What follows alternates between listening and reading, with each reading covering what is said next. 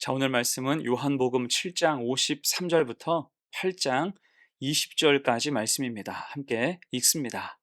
다 각각 집으로 돌아가고 예수는 감람산으로 가시니라. 아침에 다시 성전으로 들어오시니 백성이 다 나아오는지라. 앉으사 그들을 가르치시더니 서기관들과 바리새인들이 음행 중에 잡힌 여자를 끌고 와서 가운데 세우고 예수께 말하되 선생이여 이 여자가 간음하다가 현장에서 잡혔나이다. 모세는 율법에 이러한 여자를 돌로 치라 명하였거니와 선생은 어떻게 말하겠나이까? 그들이 이렇게 말함은 고발할 조건을 얻고자 하여 예수를 시험함이러라. 예수께서 몸을 굽히사 손가락으로 땅에 쓰시니 그들이 묻기를 맞이 아니하는지라.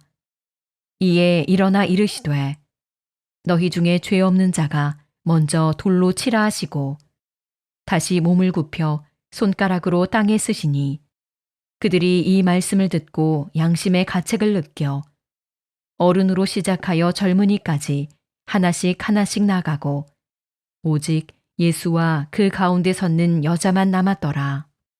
예수께서 일어나사 여자 외에 아무도 없는 것을 보시고 이르시되 여자여 너를 고발하던 그들이 어디 있느냐? 너를 정죄한 자가 없느냐? 대답하되 주여 없나이다. 예수께서 이르시되 나도 너를 정죄하지 아니하노니 가서 다시는 죄를 범하지 말라 하시니라.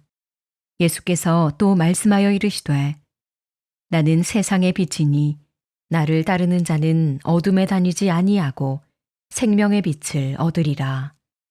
바리새인들이 이르되 내가 너를 위하여 증언하니 내 증언은 참되지 아니하도다.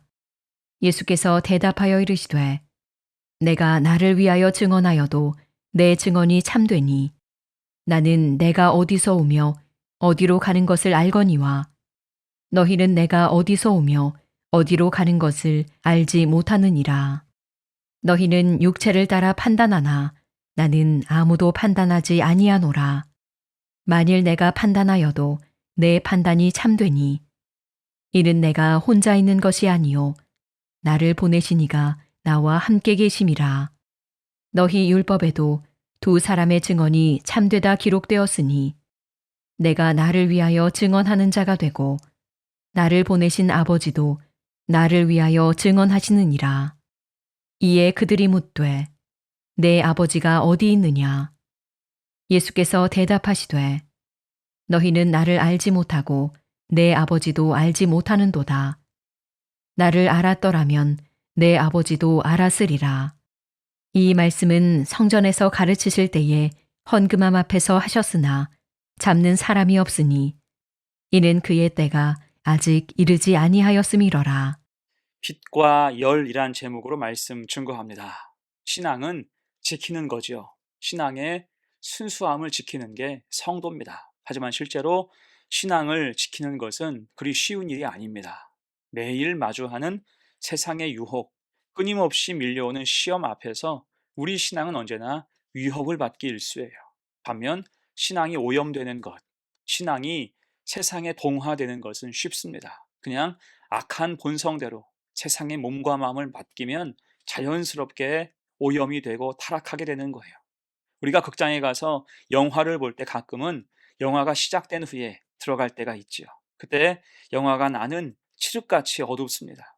내 자리가 어딘지 더듬더듬하게 돼요. 하지만 조금 지나면 그 어둠에 익숙해져서 극장 안이 대부분 보입니다. 어둠에 적응했기 때문이죠. 죄의 문제도 그렇습니다. 인간은 죄와 어둠에 쉽게 익숙해져요. 처음에는 양심이 찔리고 불편하지만 시간이 지나면 아무렇지도 않게 됩니다. 잠시 방심하면 어느새 깊숙이 죄 중에 살게 되는 거예요.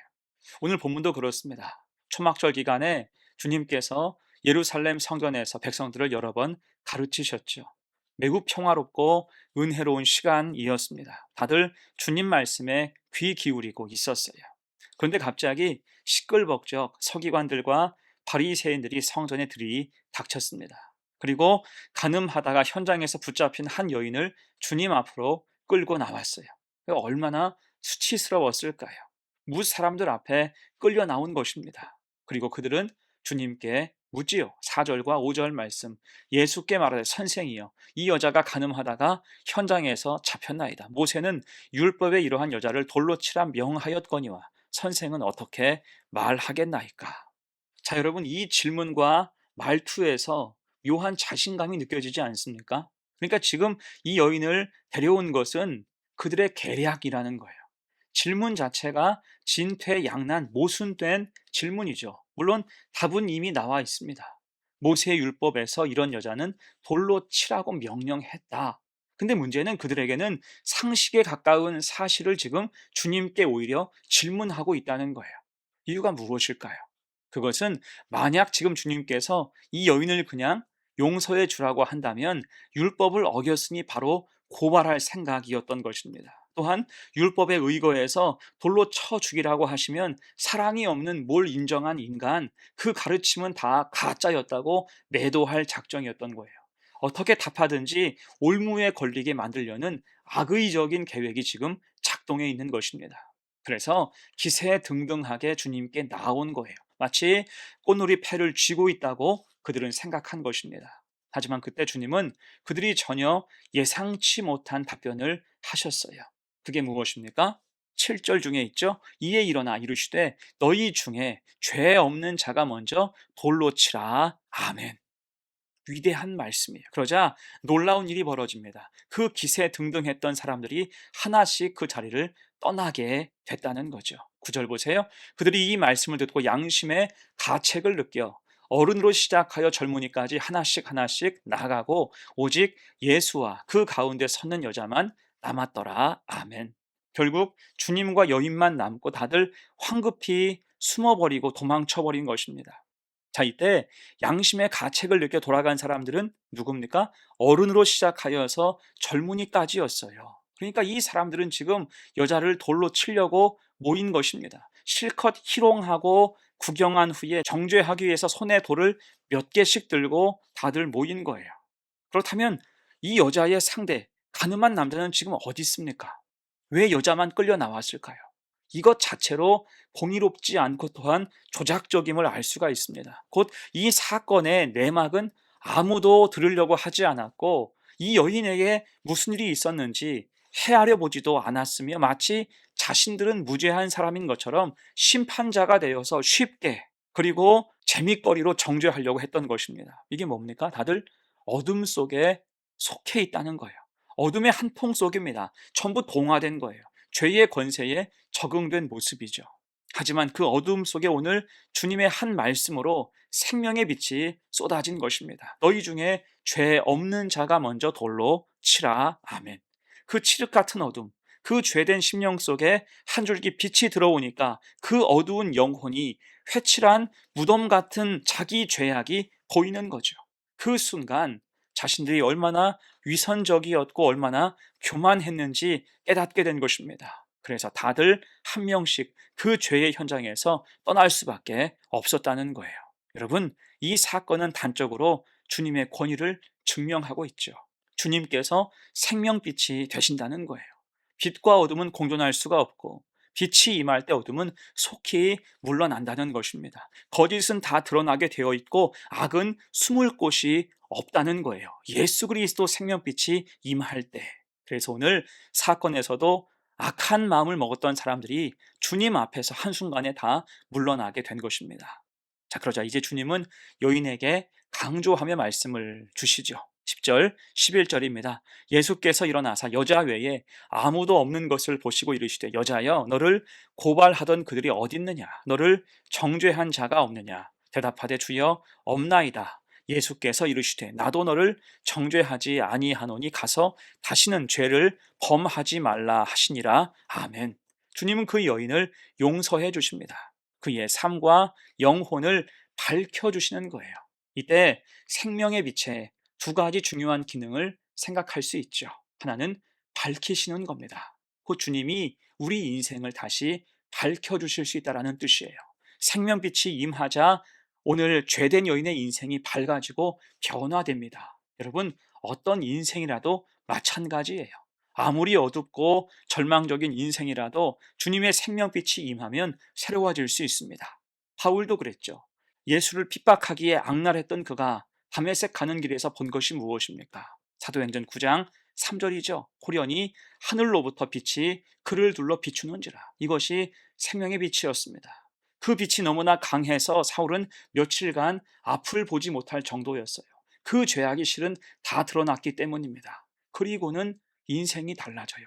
그 빛을 본 까닭으로 사울이 바울 되게 되었습니다. 핍박자가 전도자가 되었죠. 그 빛이 임할 때 생명이 다시 살아난 것입니다. 이렇게 우리에게도 주 예수 생명빛이 임하여서 우리 영혼이 깨어나고 우리 삶이 더 밝아질 줄로 믿습니다. 자, 그리고 또 하나 생명빛의 기능은 따뜻함이에요. 여러분, 빛은 단순히 밝기만 한 게 아니죠. 빛에는 온기가 늘 있습니다. 오늘 본문에서도 주님은 죄 지은 여인에게 따뜻하게 말씀하십니다. 마치 아버지가 딸을 대하는 긍휼히 여기시는 그런 모습과 음성이었을 겁니다. 이미 돌에 맞아 죽을 뻔한 사람이에요. 그 자체로 얼마나 이 여인이 놀랐을까요?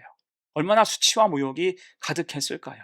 모든 사람이 지켜보는 중에 가장 부끄러운 죄인으로 낙인 찍힌 것입니다. 그래서 더욱 주님은 그를 더 나무라지 않으신 거예요. 대신 따뜻하게 어루만지며 용납하신 것입니다. 지금은 정죄가 아니라 위로가 필요했기 때문이에요. 빛이 열을 함께 내는 것처럼 주님은 영혼의 밝아짐과 함께 마음의 따뜻함도 전달하신 것입니다. 그리고 아울러서 죄 짓지 말아야 함을 강조하신 거예요. 자, 이제 말씀 마무리하면서 여러분, 성도와 교회가 지향해야 하는 빛의 기능이 무엇입니까?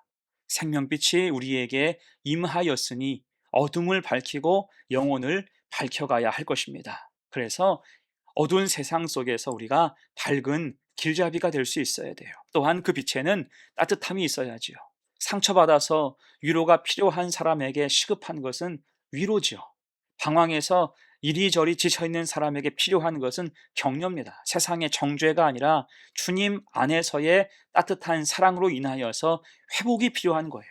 그를 통해 복음은 더 능력 있게 전달될 수 있는 것입니다. 그래서 주님께 빛과 열이 있으니 우리도 주님의 마음을 본받아 주님 사랑 가운데 살면서 함께 빛과 열을 낼 수 있는 그리스도의 복음을 전달하고 전해줄 수 있는 복된 성도가 되시기를 간절히 축원합니다. 아멘. 함께 기도합니다. 은혜로우신 주여, 우리 영혼을 밝혀주셔서 감사합니다. 우리의 길을 생명의 빛, 밝은 빛으로 인도하시니 감사합니다. 또한 힘들고 어려울 때 따뜻함으로 위로하여 주시니 또한 감사합니다. 그 은혜로 우리 영혼이 소생하고 생명이 살아났음을 믿습니다. 우리도 이제는 그와 같은 역할을 감당하게 하옵소서.